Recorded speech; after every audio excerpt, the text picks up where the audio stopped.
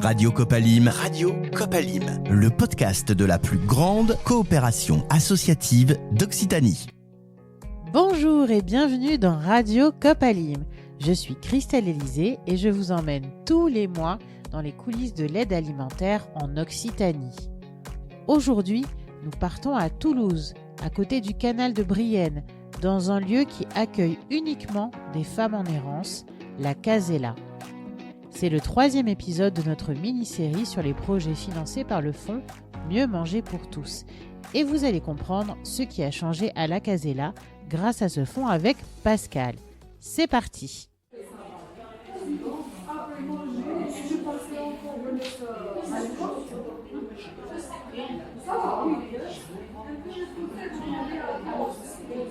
Lorsque j'arrive à la Casella, le petit déjeuner bat son plein et plusieurs personnes accompagnées sont attablées.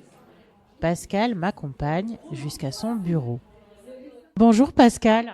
Enchantée, bonjour Christelle. Alors Pascal, aujourd'hui on est à la Casella, en plein cœur de Toulouse. J'ai vu des femmes en arrivant dans le lieu, à la fois en cuisine et à la fois en train de manger. Est-ce que vous pouvez m'expliquer ce que c'est que ce lieu ? Alors oui, la Casella, c'est un accueil de jour pour les femmes, donc réservé aux femmes, qui donc a été créé par le Secours catholique il y a un peu plus de 3 ans maintenant. L'idée, c'était en fait de créer un lieu sécurisé pour les femmes, parce qu'en fait, le Secours catholique avait déjà un accueil de jour mixte, mais on avait constaté qu'en fait, il y avait très peu de femmes qui fréquentaient le lieu. Et d'autre part, on savait qu'il y avait quand même des femmes en précarité, en errance dans Toulouse, et que voilà, finalement, il manquait ce lieu spécifique où elles puissent venir en toute tranquillité, on va dire. Voilà. Donc, le lieu a été créé en février 2022. On accueille aujourd'hui à peu près une 50aine de femmes tous les matins. Donc, on est ouvert du lundi au vendredi. Et il n'y a que des bénévoles femmes aussi pour les accueillir. Voilà, donc c'est ça le principe. On accueille également les enfants, bien sûr. Dans la majorité des cas, c'est les enfants de moins de 3 ans qui ne sont pas encore scolarisés. Mais bon, pendant les vacances scolaires ou certains jours où les enfants sont là, on accueille aussi les enfants scolarisés. Et qu'est-ce qu'elles trouvent alors, ces femmes, en venant ici ? Qu'est-ce que vous leur proposez ? Qu'est-ce que vous faites avec elles ? Alors, c'est un accueil inconditionnel. Donc, toutes les femmes peuvent se présenter, quelle que soit leur situation, on va dire, administrative ou autre. On leur propose des services du quotidien, tout simplement. Donc, on propose un petit déjeuner qui est servi entre 8h30 et 12h.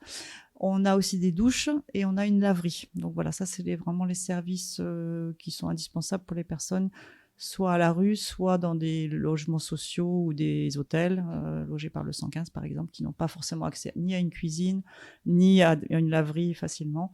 Donc voilà, on leur propose ces services-là. L'idée derrière tout ça, c'est de créer du lien social. On est bien conscient que la plupart de ces personnes, même si elles sont logées, qu'elles ont un toit sur la tête, sont très souvent très isolées et qu'elles ont besoin de rencontrer d'autres personnes. Voilà, on a beaucoup de personnes migrantes qui viennent à la Casella. Donc, leur permettre de rencontrer d'autres personnes, de se sentir dans un lieu où elles sont accueillies, telles qu'elles sont. C'est important. Et puis, on va essayer, en plus donc de ces services du quotidien, de répondre à leurs besoins. Donc, le besoin premier pour les personnes qu'on accueille ici, qui a été identifié, c'est d'apprendre le français.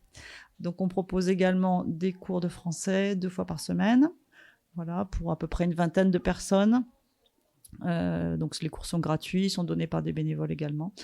Qu'est-ce qui est apparu également, c'était tout ce qui tournait autour de la cuisine, de faire des choses ensemble aussi, c'est important. Donc on a créé 2 ateliers cuisine 2 fois par semaine. On bénéficie aussi d'un financement de la mairie de Toulouse pour ces ateliers. Et puis, on avait un atelier couture. Bon, pour le moment, on n'a plus de bénévoles, mais ça fonctionnait bien aussi, en fait. Donc, l'idée, c'est aussi que les personnes, puissent développer leur pouvoir d'agir, mettre en œuvre leurs talents, parce qu'elles ont toutes des talents. Et donc, les ateliers collectifs, c'est important pour cette dimension-là. Et après, la 3e dimension aussi du lieu, c'est favoriser un meilleur accès aux droits des personnes. Donc, on va orienter beaucoup, parce que nous, on reste généraliste, on n'est pas des travailleurs sociaux non plus ici, mais on va orienter les personnes vers les structures adéquates en fonction de leur situation. Voilà, donc on est en lien avec les maisons des solidarités, avec le CCAS, enfin voilà, différents lieux qui vont pouvoir leur permettre d'avoir un meilleur accès aux droits. Et alors, quand elles arrivent, du coup, est-ce qu'il y a une partie administrative pour venir à la Casella? Elles ont un dossier à remplir ou pas du tout? Pas du tout. Voilà, elles sont libres, on les accueille. Elles nous donnent simplement leur prénom. Nous, ça nous aide à voir combien à peu près de personnes on accueille chaque année. L'année dernière, pour vous donner un ordre d'idée, on a accueilli à peu près 800 personnes différentes sur l'année. Donc voilà, je pense que cette année, c'est encore plus.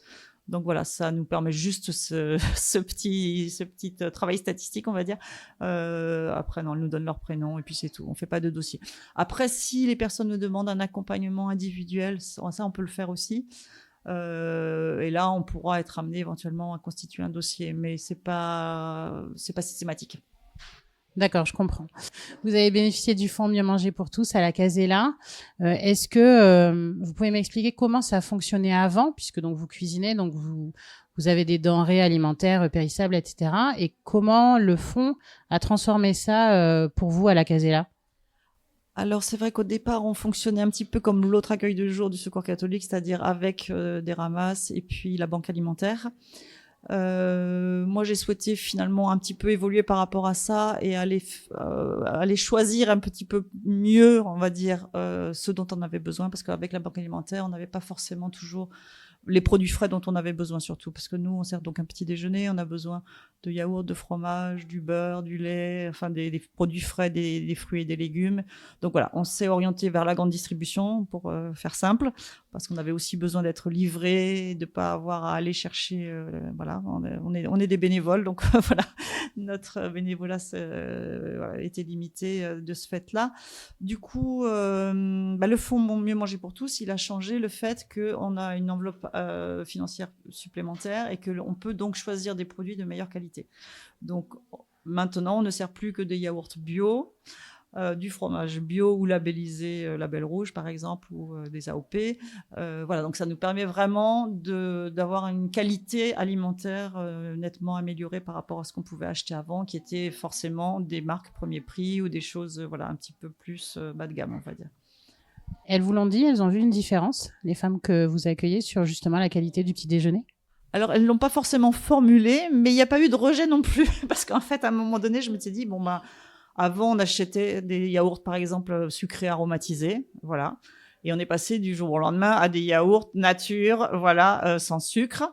Personne n'a contesté quoi que ce soit, en fait. Bon, elles rajoutent un peu de sucre si elles en veulent, ou du miel, ou un peu de confiture. Mais on achetait, pour ne pas la citer, de la vache qui rit, par exemple. On est passé au Cantal AOP ou à de l'Emmental bio. Pas du tout de contestation, au contraire. Enfin voilà, elles sont, je pense, contentes d'avoir une qualité alimentaire améliorée. Enfin bon, je pensais qu'il y aurait plus de résistance finalement, et pas du tout. Pas du tout. Après, on a beaucoup de fruits frais, des légumes, voilà, et je vois qu'elles en consomment. On fait aussi des œufs. Tous les matins, on cuit des œufs durs, voilà, et pour la plupart, certaines n'ont que ce repas dans la journée, en fait. Donc, c'est vraiment important qu'il soit consistant et qu'il soit de bonne qualité nutritive. Donc, très honnêtement, ça s'est passé comme une lettre à la poste et je pense que c'est apprécié. Les personnes, on a des personnes qui viennent tous les jours, hein, donc ils sont là tous les matins à la première heure pour bénéficier de ce petit déjeuner. On demande une petite contribution financière, mais qui n'est pas très élevée, de 20 centimes pour un petit déjeuner très copieux. Donc voilà. Radio Copalim. Culture Copalim. Justement, dans Radio Copalim, on met aussi l'accent sur des mots, en fait, du jargon de l'aide alimentaire. Et moi, je voulais vous demander ce que c'était pour vous la participation financière. Qu'est-ce que ça veut dire, en fait, qu'est-ce que ça implique dans la dignité des personnes, notamment parce que je sais que le Secours catholique est très attaché à la dignité des personnes. Est-ce que justement cette démarche de participation financière s'inscrit dans cette idéologie, cette idée? Tout à fait. Alors, parmi les personnes qu'on accueille, certaines vont sans difficulté payer les 20 centimes et c'est une certaine forme de fierté de pouvoir payer ou de payer pour la copine ou voilà. Donc ça, c'est bien.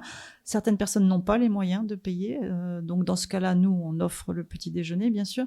Mais je constate que quand à nouveau elles ont un petit peu de ressources financières, elles sont contentes de dire voilà, aujourd'hui je vais te donner 5 € parce que voilà, j'ai pas payé pendant X semaines, etc. Donc ça fait vraiment partie de leur dignité aussi de se dire voilà, je suis capable de payer ce que je consomme et voilà.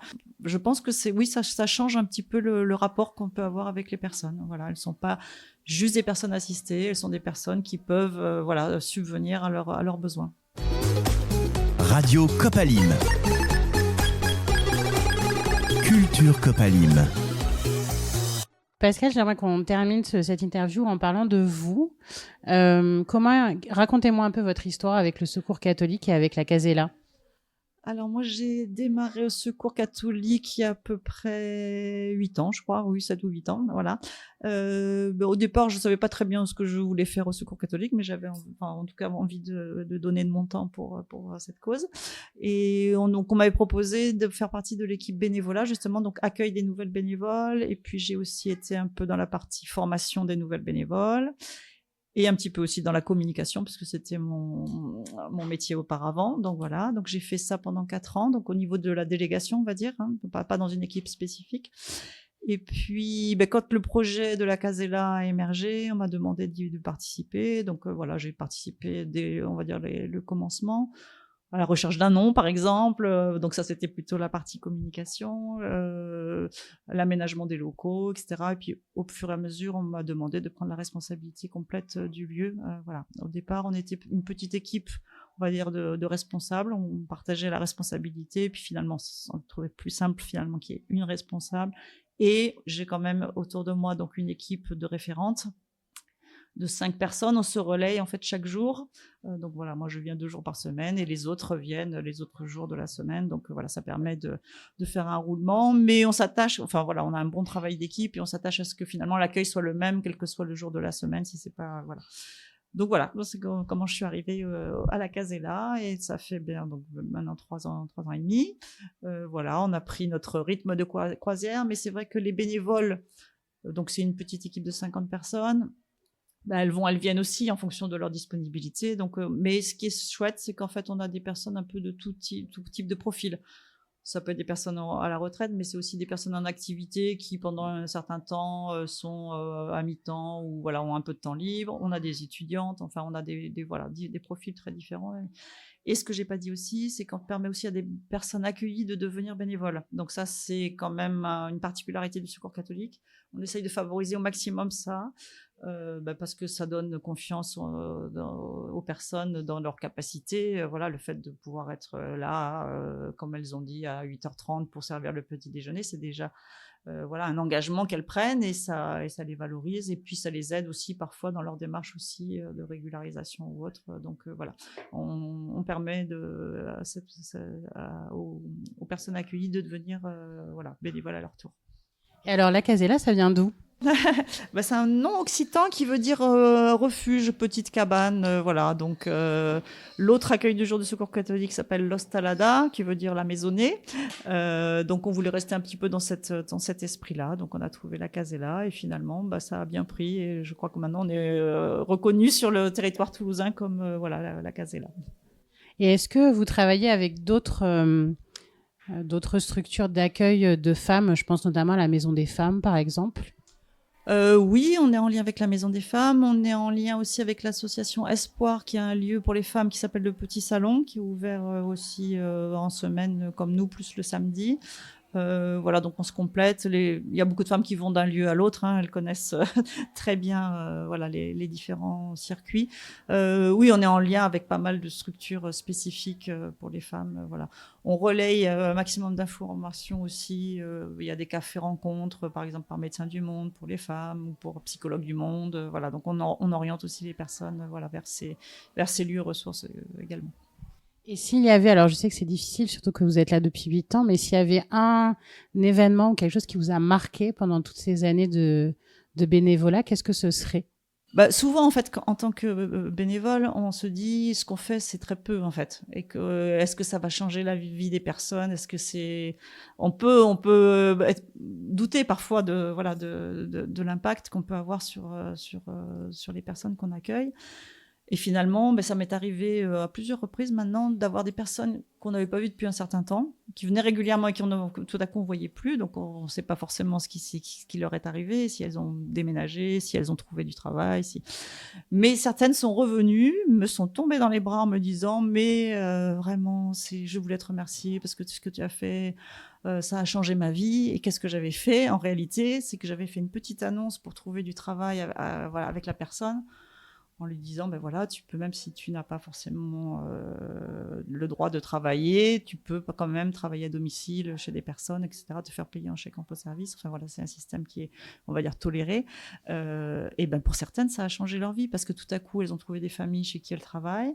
Elles y vont régulièrement plusieurs fois par semaine et elles ont un petit peu d'argent qu'elles ont gagné elles-mêmes. Et tout à coup, leur vie, devient plus lumineuse, voilà. Donc voilà, ça m'est arrivé à plusieurs reprises. Je dois dire que ça m'a beaucoup touchée en fait, parce que je me suis dit mais qu'est-ce que j'ai fait globalement? Pas grand-chose, mais ça a suffi. C'est le petit coup de pouce, la petite aide qui a permis à la personne de tout à coup se projeter dans autre chose et finalement arrivée par elle-même, finalement, parce que c'est elle qui a trouvé la famille, c'est elle qui travaille et qui rend service. Mais voilà, c'est des choses qui marquent. Voilà, quand on a ce retour-là, c'est chouette. Ça fait du bien. Merci beaucoup, Pascal. Eh bien, avec plaisir, Christelle. Radio Copalim. La minute des bénévoles. Aujourd'hui, c'est une personne accueillie à la Casella qui me raconte son parcours de bénévole. Bonjour d'abord. Mon histoire avec la Casella, c'est ma psychologue, parce que j'ai une psychologue qui me suit. Elle a vu que j'étais dans le besoin de rencontrer d'autres femmes, de me socialiser avec d'autres femmes. Donc, c'est ma psychologue qui m'a envoyé à la Casella. Et je suis venue à la Casella. L'accueil était chaleureuse. À un moment donné, quand je suis à la Casella, j'oublie mes soucis. Quand je traverse la porte, j'oublie mes soucis. Mais quand je quitte ici, je reprends encore mes soucis. C'est un instant de bonheur. Quand je suis ici, je suis heureuse, je suis à l'aise, je me sens importante. Je me sens utile à la société. Je participe au bénévolat. Les gens viennent, on laisse les petits déjeuners. Les gens amènent les habits, on les range, on donne à ceux qui sont dans le besoin. C'est très bon. Je me suis bien amusée. Je me sens bien à la Casella. Et alors, qu'est-ce que vous faites exactement? Vous faites un peu de tout ou est-ce qu'il y a une mission particulière que vous faites à la Casella? Bon, je fais un peu de tout. Je me suis inscrite pour le bénévolat, pour le petit déjeuner le matin. Je viens 2 fois par semaine ou 3 fois par semaine. Les gens viennent, je les accueille, je fais l'accueil. Je les inscris pour le petit déjeuner. Je les sers aussi. Si ils ont besoin de moi encore, je les aide aussi à mettre les machines en marche pour la touche. Je touche un peu à tout pour me sentir un peu utile. Et quand vous dites que vous avez été bien accueillis, est-ce que vous vous rappelez comment ça s'est passé le premier jour où vous êtes venu ici? Qui c'est qui vous a accueilli et qu'est-ce qui s'est passé? Qu'est-ce qu'on vous a dit? Oui, je me rappelle très bien. Le premier jour, j'étais venue ici, j'étais un peu stressée parce que j'étais face à l'inconnu. Je ne savais pas comment serait l'accueil. C'était Pascal et puis Nicole. C'est les 2 qui m'ont accueilli. C'était Nicole qui m'a accueilli le premier jour et le lendemain m'a donné rendez-vous pour rencontrer Pascal pour m'inscrire pour le bénévolat. Je peux dire que l'accueil était chaleureuse. Je me suis sentie bien dans ma peau. Parce que j'étais stressée, je me suis dit, je suis venue où? Comment sera l'accueil? Mais c'était le contraire. C'était joyeux et puis ça s'est bien passé. Je me rappelle du premier jour où j'étais venue ici. C'était bien. Depuis ce jour, je viens tous les jours. Et vous comptez venir encore longtemps du coup? Très très longtemps. Je veux pas m'arrêter comme ça parce que ça m'aide à me construire. Je vois du monde, je cause, j'oublie mes problèmes. Je pense pas que je vais m'arrêter à moins que Casella ferme ses portes. Sinon, je pense pas m'arrêter. Merci beaucoup. Merci à vous aussi, madame. Radio Copalim. La minute des bénévoles. Alors, donc là, on est dans la salle de restauration de la Casella. Donc, on a à peu près une dizaine de femmes qui sont là, qui prennent leur petit déjeuner. Je vois qu'il y a aussi des jeux qui sont sur des étagères. Donc, j'imagine que c'est en libre service. Oui, tout à fait. Voilà, les gens peuvent rester le temps qu'elles veulent. En fait, elles peuvent prendre un jeu, jouer avec d'autres ou un puzzle ou voilà, peu importe. Et c'est vrai qu'il y a certaines personnes qui restent quasiment toute la matinée ici, jusqu'à l'heure de la fermeture à 12h30. Et donc là, il y a un coin de douche. Alors, vous m'avez parlé d'un coin de douche. Donc, il y a une douche ici, c'est ça? Alors, des toilettes? Oui, donc au rez-de-chaussée, on va dire, il y a donc une douche qui est aussi pour les personnes à mobilité réduite. Donc ça, c'est important de le signaler. On n'a pas forcément eu beaucoup de demandes pour le moment, mais voilà, des toilettes. Et puis donc au sous-sol, au niveau du sous-sol, on a une autre douche, une autre salle de bain en bas aussi, un petit espace coiffure. On a une salle de jeu pour les enfants, on a notre stock et aussi un petit lieu où les personnes peuvent se reposer. Les personnes qui n'ont pas pu dormir, par exemple, de toute la nuit, elles peuvent prendre 1 heure ou 2 et s'allonger, se reposer. Ah oui, c'est grand. Bonjour.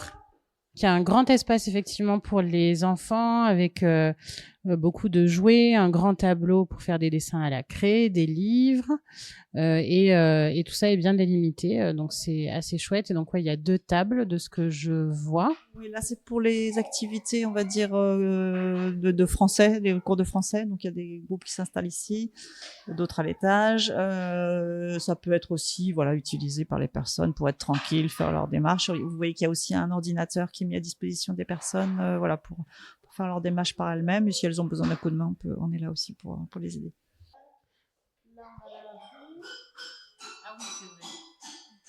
C'est vrai qu'il y a la laverie avec les machines. En ce moment, mais c'est pas représentatif. Normalement, c'est pris. Oh, pardon, il y a quelqu'un.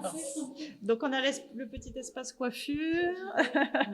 Voilà. C'est notre lit. Donc, on a le petit repos. Voilà. Je crois qu'il y a une personne qui se repose. Oui, d'accord, avec des lits. Oui, alors au départ, c'est vrai qu'on avait pensé plutôt à un espace dortoir pour les enfants. Finalement, le matin, ils font pas beaucoup la sieste. Du coup, on a préféré donc le transformer en espace de repos pour les femmes qui en avaient vraiment besoin. Il y en avait beaucoup qui s'installaient, par exemple, dans le salon en haut, qui s'allongeaient sur les canapés. On sentait qu'elles avaient vraiment besoin de se poser. Donc, on a créé ce petit endroit et c'est utile. Voilà. On fait aussi du dépannage pour les vêtements. Voilà, on a des dons de vêtements qui nous arrivent quotidiennement, donc on fait du tri et puis on peut donner des vêtements. Voilà, on fait pas vestiaire à proprement parler parce que c'est un peu compliqué, mais du dépannage. On a aussi des entreprises qui nous aident au niveau des produits d'hygiène, qu'on peut aussi donner, notamment les laboratoires Pierre Fabre qui nous fournissent des kits d'hygiène vraiment super avec des produits de qualité, de marque. Disons que le projet parle à beaucoup de gens en fait. C'est aider les femmes en précarité, c'est quelque chose qui parle à beaucoup de personnes. Un lieu où on peut se ressourcer. Oui, c'est l'idée. Retrouver des forces et puis repartir avec le sourire et puis quelque chose dans le ventre et puis l'envie de revenir aussi pour rencontrer d'autres personnes. Radio Copalim, le podcast de la plus grande coopération associative d'Occitanie. C'est la fin de cet épisode à la Casella. Merci à toute l'équipe pour leur accueil chaleureux et rendez-vous la semaine prochaine à la plateforme alimentaire du groupement des épiceries sociales et solidaires d'Occitanie, le GESMIP. Pour soutenir ce podcast et permettre à d'autres auditeurs de le découvrir, je vous invite à le noter 5 étoiles sur votre plateforme d'écoute préférée et à cliquer sur la cloche pour ne manquer aucun épisode. À bientôt sur Radio Copalim.